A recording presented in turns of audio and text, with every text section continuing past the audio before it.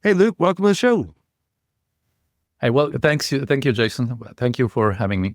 Yeah, I'm excited to have you on. Tell us who you are and what you do. So, my name is Luke Schudlarek. I'm the founding partner at a consultancy in Zurich, in Switzerland. In my daily life, I run the business. We consult and develop projects for SMEs and startups. So, in the area of growth, digitalization, and product development. Very cool. And how did you guys get started? Well, I came to, it's actually very personal story. I came to Zurich and I got an easy job. And in that job, I started to help an agency win new clients. And very fast, I was able to sell to larger companies, including Nestle and Victorinox. And once I signed a few deals, I went to my boss and I said, I would like to have shares in this company. And next day he gave me a voucher to a spa. So I said, okay, thank you. Well, Wait. You asked for ownership and he gave you tickets to a spa? Like, yeah, I mean, you were stressed out? yeah, the value of the deal was close to or over 1 million. And I was not the only one working on the deal. It was the team effort and of course the brand, everything, a lot of help. But I knew who did the work. So for me, it was a spark, and I was like, okay, that's how it is here. So I don't think I fit here. Next day I kind of make that decision to set up on my own, because at that stage I knew I can sell to larger clients, and I'm very happy. I will be very successful when I do that. So that. Then I also worked with one of the colleagues there, and we decided to set up on our own. And was that the next day or did it take a little bit? No, it took 6 months probably, because we wanted to plan it a little bit. It took some conversation. I didn't speak German at that stage, so I had to fast track. The best way to learn the language is to start a company and have to sell in that language. So that took me 3 to 6 months to learn to be fluent in German, and it was a very good decision. Wow, you were fluent in German in 3 months. Wow. Yeah, I took a shortcut to learn because I really focused on business, what I need to learn. I didn't learn how to go to the doctor or like the common words. I just focused on the business vocabulary that I need to sell, and that was very strong introduction to the company, and the rest is also a lot of industry jargon that you cannot translate anyway. So that kind of was very, very kind of fast track to do that. So for all of you listening, you have no excuse for not selling. Literally, Luke did it in another language. That's awesome. So what started working for you with sales? Because there's a lot of agency owners that their whole business is on word of mouth or referrals, and they're not proactive going out and being proactive, getting that business, those leads. So what were you doing while you were learning German, which is crazy? Yeah, I think we profited from some trends. I mean, there was not a lot of agencies like us. In Switzerland, it was 2015. So there was still a lot of IT companies, and marketing agencies were kind of still finding their space. So we combined technology, web development with marketing, and that was our sweet spot. So we started talking to people not just about, okay, how can I increase your visibility on Google, but actually we were also building assets. So that was our specialty, our niche.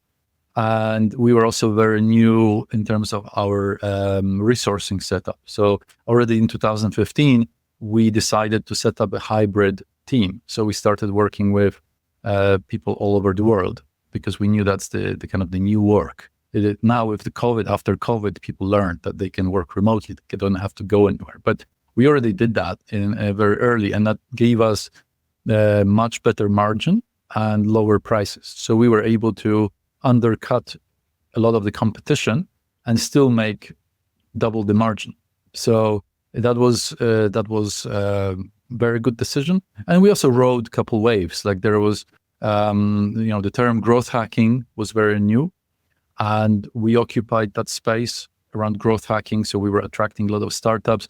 People thought also, a lot of people thought like, okay, you cannot make money with startups. And we focused only on startups. So we were getting sometimes really obscure projects to work on, but it was one deal led to the other. We got to know the investors, and then it led to a larger project. So, I would say focus on the startups, the combination of technology and marketing, and riding a couple waves.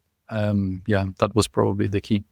Yeah, I like how you kind of built the relationships with the investors, because I don't know the stats about how many startups fail, how many investors go under, and the startup you're working with may fail, but if you did all you could do, and then the investor saw that, I'm sure they kept like, oh, hey Luke, can you do this and do this for this company? Is that how it worked? Yeah, absolutely. I mean, they're connected. They connected to the larger corporations. Through that, we got credentials, and that's the best way to win business, because it's through trust and referrals. So working even with unrelated in companies, one investor has a connection to an accelerator or to a fund or to a corporate in Switzerland. At that stage, still continues, but that was a time when the whole entrepreneurship also was being established. So people doing products and building startups within corporations. And there's a lot of large corporations in Switzerland. So they were getting maybe 50 to 100,000 funding for lots of different projects. For an established large company or agency, it's not interesting. But for us as a newcomer, working with a 50,000 or 60,000 budget was enough to start. And we had really nice names that we could work with.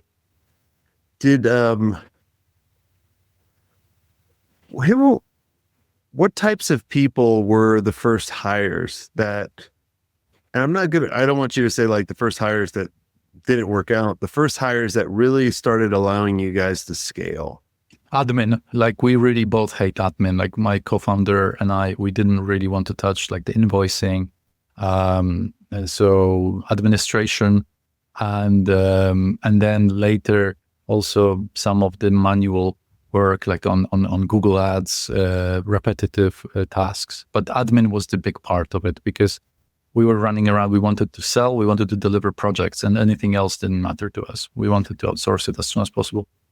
I'm glad you mentioned that, because a lot of times people think when you're maxed out, because you're doing all these admin tasks and doing a lot of the work, I need to bring in an operator in order to manage someone to do all these things, where the first hire really is like looking at what are all the tasks you're doing. I almost tell people, like, look at your past 2 weeks of your calendar and audit it and be like, which ones are $10 tasks, which ones are $100 tasks, like sending invoices and all the admin work. Like, come on, like.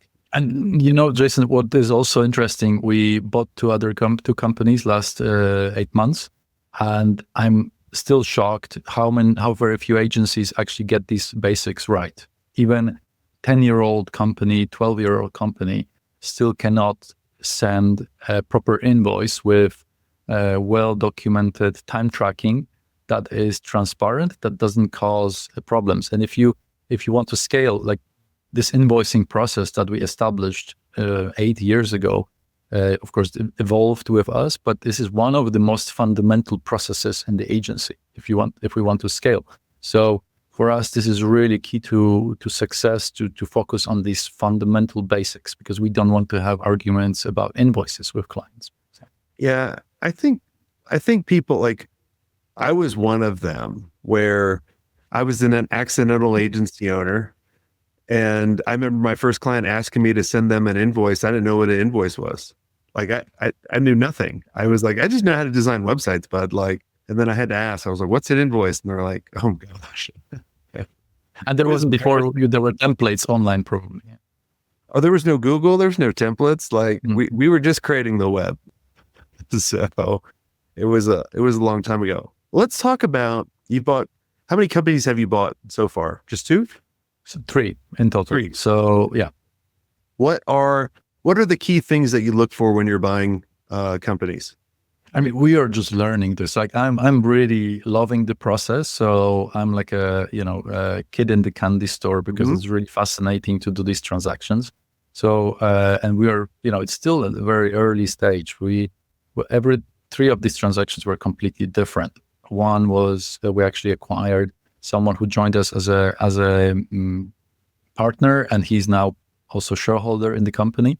So it was really completely different. It was more of a fusion. But still, we led the acquisition, and the last 2 companies were we actually acquired assets, so we acquired client base. And I think the trick here is that and this is coming from an insight, we're really looking for client portfolios.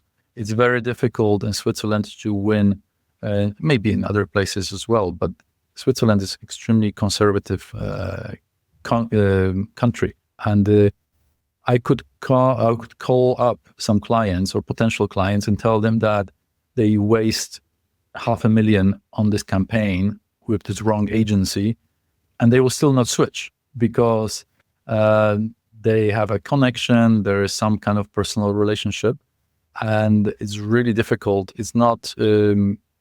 It's kind of community. There is maybe something that we don't know, we can't see.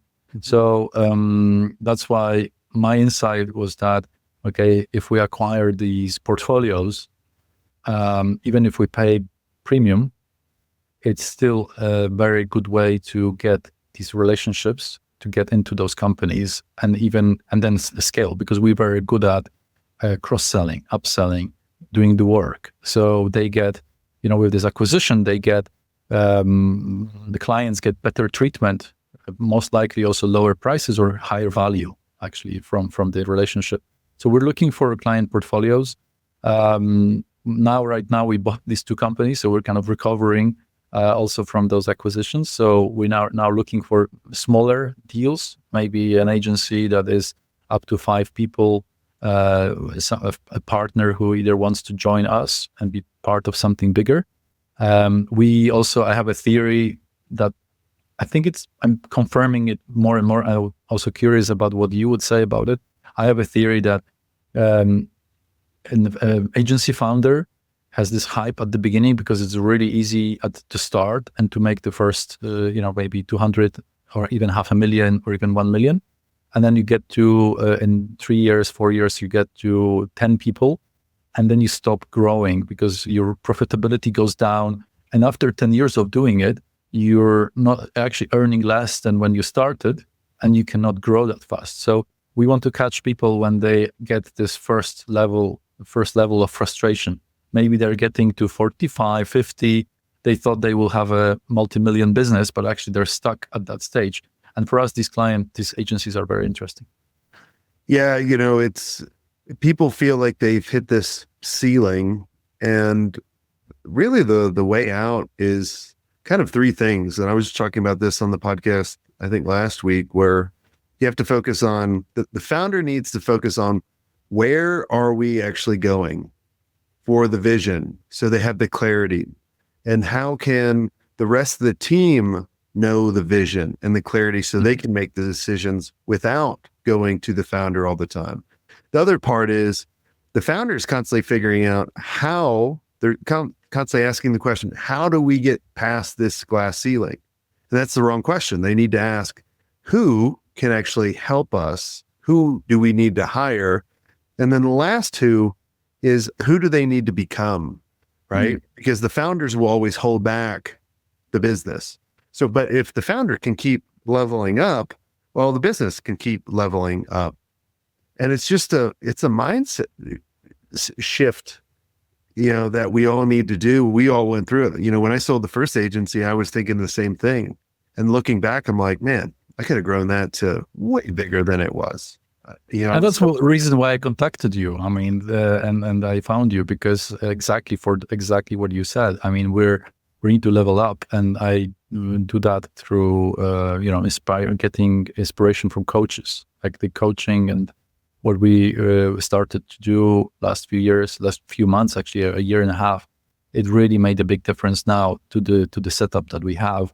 And I think it's, as you said, talking to people and also getting inspired and getting to the next level. That's what kind of drives us. And I think with the acquisitions is like a shortcut to do that, because I don't want to. I want to do it fast. I think it's also a goal, and I think the time is now. So we want to go through that journey as fast as possible. Yeah, I mean, you always have to have someone that pushes you. I was chatting with one of our members today or yesterday, and he was saying, Jason, I want to find an agency a little bit smaller than us. I said, why? He goes, well, they need to be smaller than us. I'm like, why? Why can't they be bigger? And then it made him think, and he's like, you're right. Because I told him, like, our first acquisition at the new agency, we were around 1.2, and we bought a $7 million agency. Oh.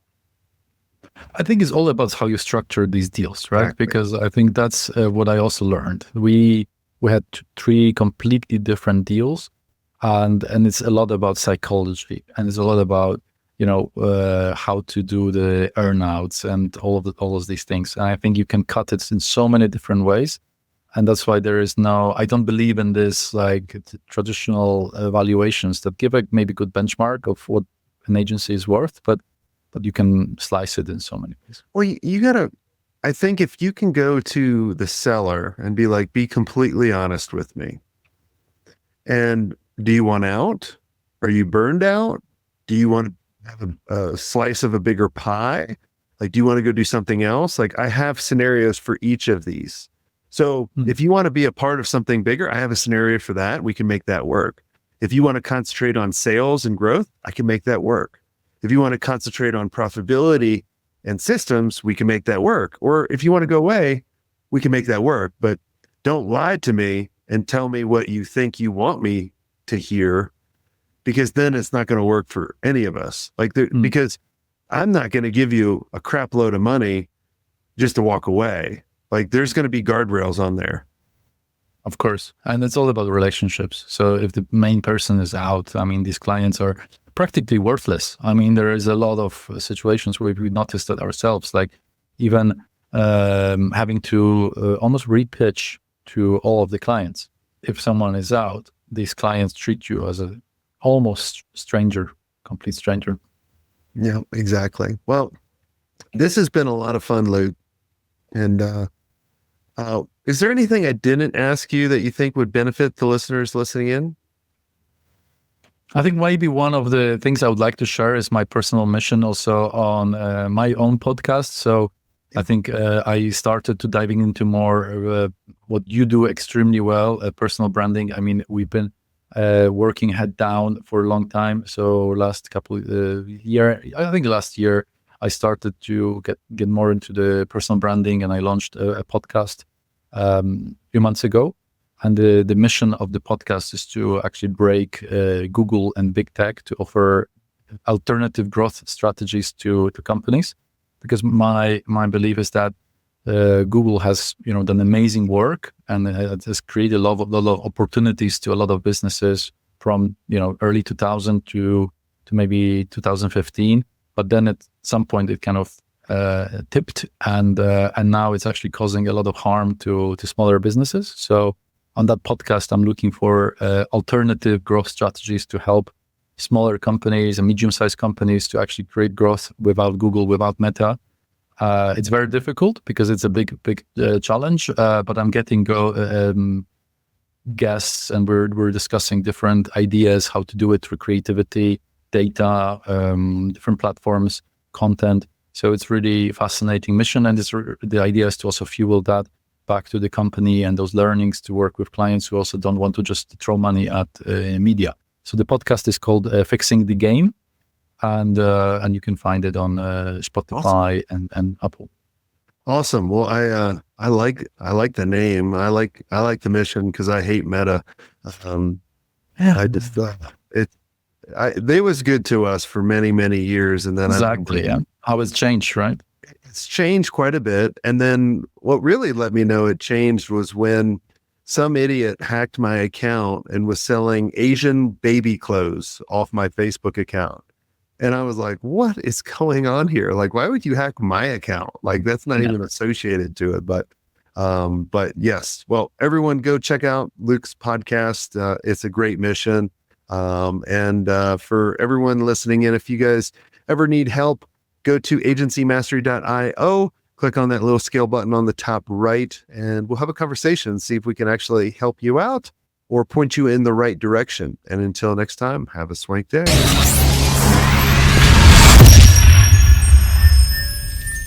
I hope you enjoyed this content. If you want more content like this, make sure you click on the link on the screen or check out your most popular podcast platform where the full episode is there.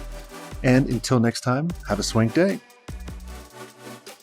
What are you doing? Go check it out. Click on the link. I'll see you soon.